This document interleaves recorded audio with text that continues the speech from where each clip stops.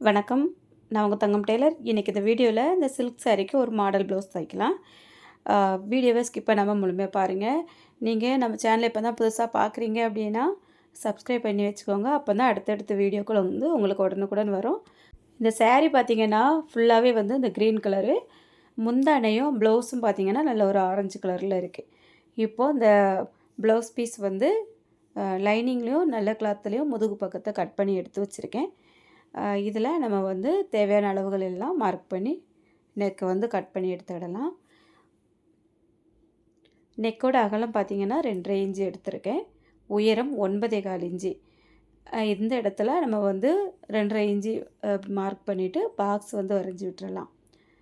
இந்த பாக்ஸுக்கு உள்ளே தான் நமக்கு தேவையான அளவை வந்து வரையணும்.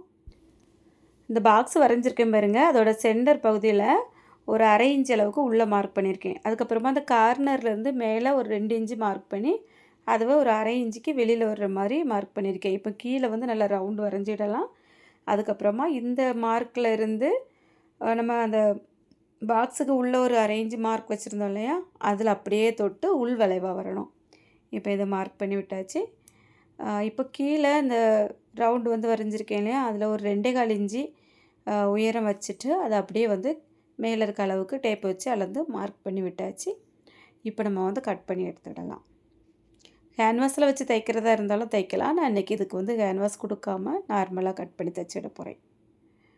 இப்போ வெளியில் வரைஞ்சிருந்ததை கட் பண்ணியாச்சு. இப்போ உள்ளே இருக்கக்கூடிய இந்த பீஸையும் கட் பண்ணி எடுத்துக்கிட போகிறேன்.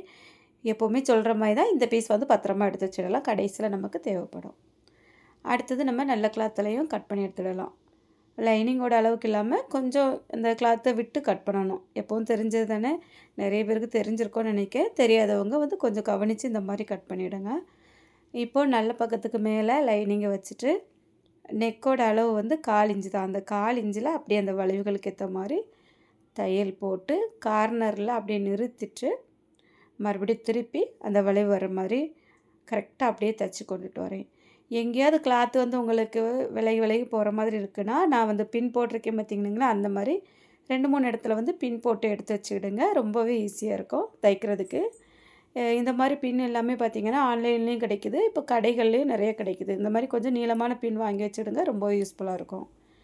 அதுக்கப்புறமா அந்த உள்பகுதியில் கொஞ்சம் நல்ல கிளாத் அதிகமாக நிற்குது, அதெல்லாம் கட் பண்ணிவிட்டு இந்த வளைவுகளில் கார்னரில் எல்லா இடங்கள்லையும் சின்ன சின்ன கட் கொடுத்து விடணும்.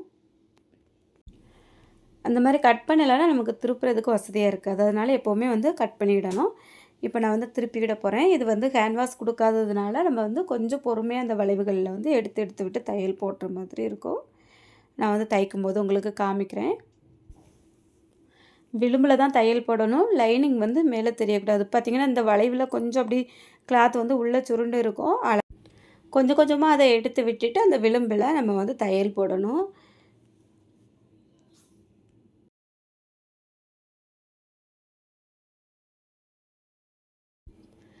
அதுக்கப்புறமா அந்த கார்னர் வரக்கூடிய இடத்துல நிறுத்திட்டு அதுக்கப்புறம் அந்த ரவுண்டில் சரியாக தையல் போட்டு கொண்டு வரணும்.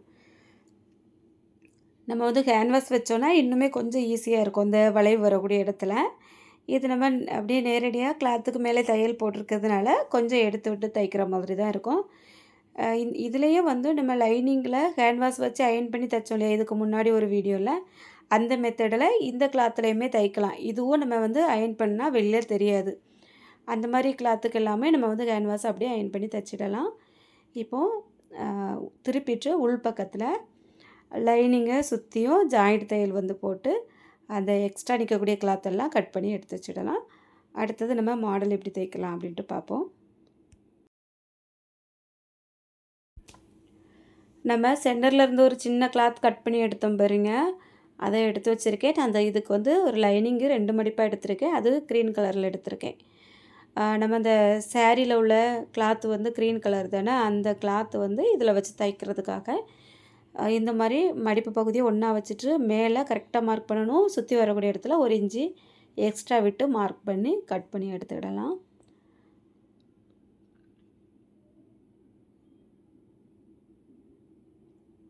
இந்த கிளாத்தை இந்த க்ரீன் கலர் கிளாத்தில் உள் பக்கமாக வச்சுட்டு நான் வந்து சுற்றியும் ஒரு ஜாயிண்ட் தையல் வந்து போட்டுக்கிட போகிறேன்.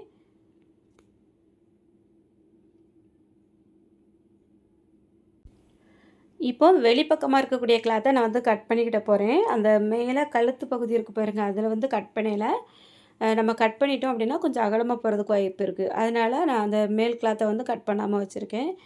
இப்போ இது வந்து ப்ளவுஸ் பீஸில ஒரு 1 1/2 இன்ச் அகலம் இருக்கிற மாரி கொஞ்சம் கிராஸ் பீஸ் வந்து கட் பண்ணி எடுத்திருக்கேன். சின்ன சின்ன துண்டுகளா தான் இருந்து, கொஞ்சம் நீளமா வேணும். அதுக்காக ஒரு ஒரு 6, 7 கிளாத் வந்து கட் பண்ணிட்டு, ஜாயிண்ட் பண்ணி இந்த மாரி நீளமா ஒரு கிளாத்தா ரெடி பண்ணி வச்சுருக்கேன். இப்போ இத வந்து நம்ம நார்மலா ரோப்பு தைப்போம் பாருங்க, அதே மாதிரி கொஞ்சம் பெரிய சைஸா தையல் போட்டு எடுத்துக்கிட போறேன். இந்த மாரி முடிக்கும்போது லாக் பண்ணி எடுத்து முடிச்சிடணும். பாயிண்ட் ஊசி வச்சு தான் அந்த கிளாத்துக்கு நடுப்பகுதியில விட்டுட்டு கொஞ்சம் கொஞ்சமா இந்த மாரி நான் வந்து திருப்பி வெளியில எடுக்க போறேன். இது வந்து கொஞ்சம் ஈஸியாவே இருக்கும். ஏன்னா ரோப்புங்கும்போது கொஞ்சம் சின்னதா நம்ம தைப்போம். இது கொஞ்சம் பெரிய சைஸா தான் தச்சிருக்கேன். அதனால இது வந்து திருப்பி எடுக்கிறதுக்கு கொஞ்சம் ஈஸியா இருக்கும். இந்த கிரீன் கலர் கிளாத்துக்கு மேல நம்ம அந்த முதல்ல கழுத்துலேருந்து கட் பண்ணி எடுத்தோம் இல்லையா? அந்த சென்டர்ல உள்ள பீஸு அத வச்சு சென்டர வந்து கவனிச்சுட்டு, அ சுத்தி வரக்கூடிய இடத்துல ஒரு 1/4 இன்ச் அளவுக்கு தையலுக்கான இடத்தையும் மார்க் பண்ணிட்டு எடுத்து வச்சுடலாம். இதுக்கு மேல நம்ம ரோப் வந்து ரெடி பண்ணியிருக்கோம் இல்லையா? அத வச்சு தைக்க போறோம். சென்டர் வந்து மார்க் பண்ணிக்கிடுவோம். இப்போ இந்த ரோப் வந்து கொஞ்சம் பெருக்கல் மாதிரி வந்த மாதிரி இருக்கும். இது ஒரு கஸ்டமர் வந்து அனுப்பி கேட்டிருந்த மாடல் தான். அ எப்படி வச்சு தைக்கலாம் அப்படிங்கிறதுக்காக நான் வந்து கொஞ்சம் வச்சு வச்சு பார்த்துட்ருக்கேன். ஏன்னா இந்த மாடல் வந்து தச்சு ரொம்ப நாள் ஆச்சு. ரொம்ப நாளைக்கு அப்புறம் இது எடுத்திருக்கனால கொஞ்சம் நம்ம ட்ரையல் பார்த்துட்டு, அதுக்கப்புறம் வச்சு தைச்சோம் அப்படின்னா பிரிக்கிற வேலை இருக்காது. அதுக்காக சென்டர வந்து மார்க் பண்ணிட்டு, அ வெளிப்பக்கத்தில ஒவ்வொரு இன்ச்சுக்கு டேப் வச்சு மார்க் பண்ணியிருக்கேன். இந்த மாரி மார்க் பண்ணும்போது நம்ம வச்சு தைக்கக்கூடிய அந்த கிளாத் வந்து ஒரே அளவுல வைக்கலாம். அதுக்காக ஒவ்வொரு இன்ச்சு மார்க் பண்ணியிருக்கேன். அதே மாதிரி இந்த கீழ இருக்கக்கூடிய இடத்துலயும் ஒவ்வொரு இன்ச்சு வந்து மார்க் பண்ணியிருக்கேன். இப்போ இதில நம்ம அந்த ரோப்பு வச்சுருக்கோம் இல்லையா? அது எல்லாமே ஒரே அளவுல இருக்கிற மாரி பார்த்துட்டு, கட் பண்ணி எடுத்து வச்சுட்டு வச்சு தைக்கணும். நான் வந்து ஒரு பீஸ் எடுத்து இந்த மாரி கிராஸா வச்சு பார்க்கேன். பார்த்தீங்கன்னா, நேரே நேரே இருக்க கோட விட்டுட்டு, அடுத்த பக்கம் இருக்க கோட்டுக்கு கிராஸா வச்சு பார்க்கணும். மேலேயும் கீழேயும் கொஞ்சம் தையலுக்கு கிளாத் இருக்கிற மாரி விட்டுட்டு, ஒரு பீஸ எடுத்து எல்லா பீஸையும் நம்ம கைக்குள்ள வச்சு அப்படியே ஒரே அளவுக்கு மடிச்சு, அளந்து எடுத்துக்கிடலாம். இப்போ வந்து கட் பண்ணுறதுக்கு ஈஸியா இருக்கும். இந்த மாரி மொத்தமா வச்சுட்டு கட் பண்ணும்போது, ஒண்ணொண்ணா எடுத்து எடுத்து கட் பண்ணுற வேலை இருக்காது இல்லையா? அதுக்காக தான். இப்போ எல்லா பீஸையும் இதே மாரி நான் வந்து கட் பண்ணி எடுத்துக்கிட்டேன். நான் வந்து தச்சு எடுத்திருந்த ரோப்பு ஓரளவுக்கு சரியா போச்சுது. எப்படி வந்தது அப்படிங்கிறது வந்து கொஞ்சம் ஆச்சரியம் தான். இல்லைன்னா மறுபடியும் பத்தாம போயிருந்ததுன்னா, மறுபடியும் ரோப் வந்து தைக்கிற மாதிரி இருந்திருக்கும். இப்போ நான் இந்த மாரி கிராஸா வச்சு செக் பண்ணி பார்த்துட்டு தைக்க ஆரம்பிக்கேன். ஆ ஃபஸ்ட்டு ஆரம்பிச்சத கிராஸா வச்சுருக்கோம். அடுத்தது வந்து 1 இன்ச் பாயிண்ட்ல ஒண்ணு வச்சுருக்கேன். மறுபடியும் அதுக்கு மேலேயே ஒண்ணு அ இந்த பக்கம் கிராஸா வர்ற மாரி வச்சுருக்கேன். ஒண்ணு அந்த பக்கம் கிராஸா வர்ற மாரி வைக்கணும். ஒண்ணு இந்த பக்கம் வர்ற மாரி வைக்கணும். அந்த ஒவ்வொரு இன்ச்சுக்கு மார்க் பண்ணியிருந்தோம் இல்லையா? ஒண்ணொண்ணா விட்டு விட்டு இந்த மாரி அந்த கேப்ப வச்சு நம்ம பார்த்துட்டு வந்தோம் அப்படின்னா சரியா இருக்கும். நீங்களும் இத மாரி தைக்கும்போது கொஞ்சம் ஒரு டைம் செக் பண்ணி பார்த்துட்டு, அதுக்கப்புறமா தையல் போடுங்க. அப்படி இல்லைன்னா நம்ம முதல்லயே வந்து கவனிக்காம தைச்சிட்டோம் அப்படின்னா, பிரிக்கிற மாதிரி இருக்கும் இல்லையா? அந்த வேலை இருக்கக்கூடாது. அதுக்காக எப்போவுமே வந்து தைக்கும்போது 1க்கு 2 தடவ நம்ம கொஞ்சம் யோசிச்சு, பார்த்து பொறுமையா தைச்சிடலாம். தைக்கிற டைம் வந்து கொஞ்சம் அதிகமா தானே ஆகும். அதனால பார்த்து தைக்கிறது எப்போவுமே பிரச்சனை கிடையாது. இப்போ நான் வந்து மேலே இருந்த பகுதியில ஓரளவுக்கு எல்லாத்தையும் வச்சு தைச்சிட்டேன். பாதிக்கு மேலே பார்த்தீங்கன்னா, கொஞ்சம் அது வித்தியாசமா வர்ற மாரி தான் இருந்தது. ஏன்னா, மேலே இருக்கக்கூடிய இடம் வந்து ஒடுங்கி இருக்குது. கீழே இருக்கிறது வந்து அகலமா வருது இல்லையா? அதனால கொஞ்சம் இது சிக்கல்ல தான் முடிஞ்ச மாதிரி இருந்தது. கொஞ்சம் பார்த்து, பார்த்து, பார்த்து, பார்த்து தான் நான் தைக்கிற மாதிரி இருந்தது. மறுபடியும் கீழேயும் அதே மாதிரி இப்போ வந்து ஒரு பீஸ் வந்து அங்க பார்த்து, ஒரு பீஸ் வந்து இங்க பார்த்து அப்படி மாத்தி, மாத்தி நம்ம மேலே தைச்சோம் இல்லையா? அதே மாரி இந்த பக்கத்துலயும் தைக்கிறதுக்கு கொஞ்சம் முயற்சி பண்ணி பார்த்துட்டுருக்கேன். ரொம்ப ரிஸ்க்கு தான். மேலே தைக்கும்போது நல்லா வந்தது. கீழே தைக்க போச்சுல கொஞ்சம் சொதப்புற மாதிரி தான் வந்தது. பார்த்தீங்கன்னா தெரியும். நான் எத்தனை டைம் எடுத்து, எடுத்து வச்சு பார்த்துட்டுருக்கேன் அப்படின்னிட்டு. அ நீங்க இத பார்க்கும்போது, நான் தைக்கிறதுல உள்ள பிரச்சனைகள கொஞ்சம் கவனிச்சிருப்பீங்க இல்லையா? மேல வந்து 1 இன்ச் மார்க் பண்ணியிருந்தா, கீழ வந்து கொஞ்சம் அகலமாக மார்க் பண்ணியிருக்கணும். அதுதான் நான் வந்து கொஞ்சம் மிஸ்டேக் பண்ணிட்டேன். கடைசியில தான் எனக்கு புரிஞ்சது. அப்போ ஒரு 1/4 இன்ச்சு கொஞ்சம் எக்ஸ்ட்ரா கூட வச்சு மார்க் பண்ணியிருந்தா, அந்த இடங்கள் வந்து சரியா வந்திருக்குமோ அப்படி நான் நெனச்சேன். இருந்தாலும் பரவால்ல ஓரளவுக்கு அட்ஜஸ்ட் பண்ணி கீழ ஒரு ரோப் வந்து எக்ஸ்ட்ரா குடுத்துட்டு, அந்த அகலத்த வந்து இங்க கரெக்ட் பண்ணி விட்டுட்டேன்.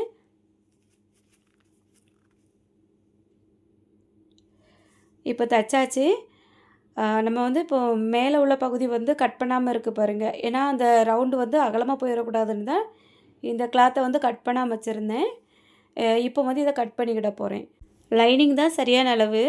அதனால நான் அதுக்கு மேலே இருக்கக்கூடிய கிளாத்த தான் கட் பண்ணிக்கிட போறேன். கொஞ்சம் அதிகமா அந்த பிசுறு நிற்கிறதையும் கட் பண்ணிட்டு, இப்போ எடுத்து வச்சாச்சு.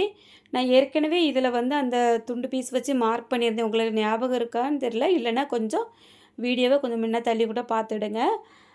நீங்களும் இதே மாதிரி மாடல் தைக்கிறீங்க அப்படின்னா, நான் வந்து சொல்கிற சின்ன சின்ன டிப்ஸையும் எடுத்து பார்த்து தைச்சிங்க அப்படின்னா கரெக்டாக வந்துரும். மறுபடியும் இதில வந்து ஒரு பைப்பிங் தைக்கிறதுக்காக ப்ளவுஸ் பீஸ்லேருந்து சின்ன சின்னதா தான் இப்போ கிளாத் இருக்குது. ஏன்னா ஓரளவுக்கு எல்லாத்தையுமே ரோப்புக்கு வந்து கட் பண்ணியாச்சு. சின்ன துண்டு 2 எடுத்து இதை வந்து ஜாயின் பண்ணிவிட்டு நம்ம பைப்பிங்குக்கு தைக்கிற மாதிரி ஒரு பக்கம் மடித்து தைச்சிருக்கேன். இந்த இடத்துல வந்து பிசுறு இருக்குது. நம்ம இப்போ தான் கட் பண்ணோம் பாருங்க. அதனால் நார்மலாக நம்ம பைப்பிங் தைக்கிற மாதிரி விளிம்பில் தைக்காம கொஞ்சம் உள்ளே தள்ளியே இந்த தையல் வந்து கொஞ்சம் அதிகமாக இருக்கிற மாதிரியே போட்டு தைச்சிருக்கேன். இப்போ இதை நல்லா உள்பக்கத்தில் மடித்து விட்டு பைப்பிங் தைக்க போகிறேன். இந்த இடத்துல வந்து பைப்பிங் பெருசாக தான் வரும். ஏன்னா நம்ம ரோப் எல்லாமே வச்சு தைச்சிருக்கோம் இல்லையா? அது இல்லாமல் பிசுறும் வந்து இந்த இடத்துல இருந்துச்சு. அதனால கொஞ்சம் பெரிய சைஸு பைப்பிங்காக தான் நான் இதில் வந்து தைச்சிருக்கேன். பைப்பிங் வந்து தைச்சாச்சு. இப்போது அடுத்தது நம்ம அந்த முதுகு பீஸ் இருக்குல்ல, அதை இதில் வச்சு எப்படி கரெக்டாக வருதா அப்படிங்கிறத ஒரு டைம் செக் பண்ணி பார்க்கணும். மார்க் பண்ணியிருந்த இடத்துல வச்சு பார்த்துட்டு, அதுக்கப்புறமா நம்ம வந்து இந்த இடங்கள்ல 2, 3 பின் வந்து போட்டு எடுத்து வச்சிடலாம். எப்போவுமே இந்த பின் இருக்கிறது வந்து கொஞ்சம் நமக்கு வேலையை வந்து மிச்சப்படுத்தி கொடுக்கும்.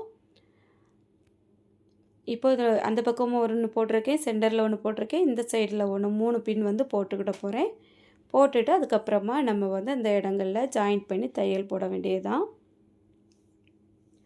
எப்போவுமே வந்து இந்த மாதிரி துண்டு பீஸ் வச்சு நம்ம மாடல் தைக்கும்போது அந்த முதல்ல கழுத்துலேருந்து கட் பண்ணி எடுத்தோம் இல்லையா, அந்த பீஸ் வந்து கவனமாக எடுத்து வச்சிட்டிங்க அப்படின்னா இந்த இடங்களில் வந்து நம்ம செக் பண்ணி பார்த்துட்டு ஜாயின் பண்ண ஈஸியாக இருக்கும். அது இல்லாமல் நம்ம இந்த மாதிரி துண்டு துண்டாக வச்சு தைக்கும்போது கொஞ்சம் கவனித்து தைக்கணும். கட் பண்ண அளவை விட சின்னதாகவும் வச்சிடக்கூடாது, ரொம்ப பெருசாகவும் வச்சிடக்கூடாது. அப்போ கழுத்தோட அளவுகள் வந்து கொஞ்சம் மாறிடும், கழுத்து நல்லா வராது.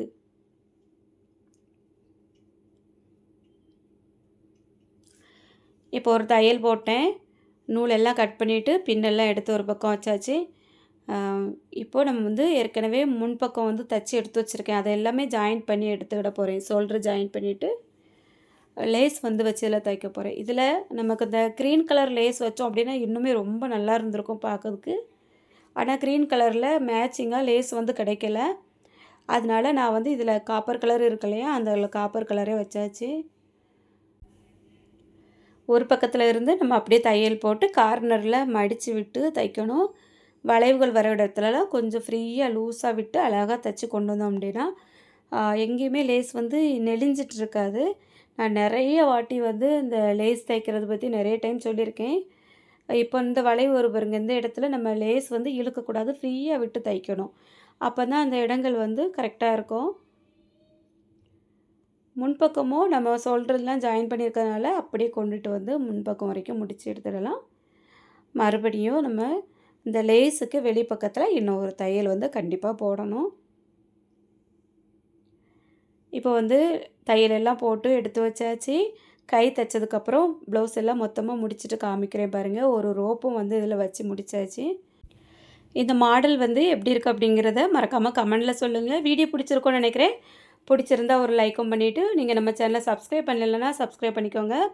இந்த வீடியோ இது வரைக்கும் பொறுமையாக பார்த்த எல்லாருக்கும் ரொம்ப ரொம்ப நன்றி. வணக்கம்.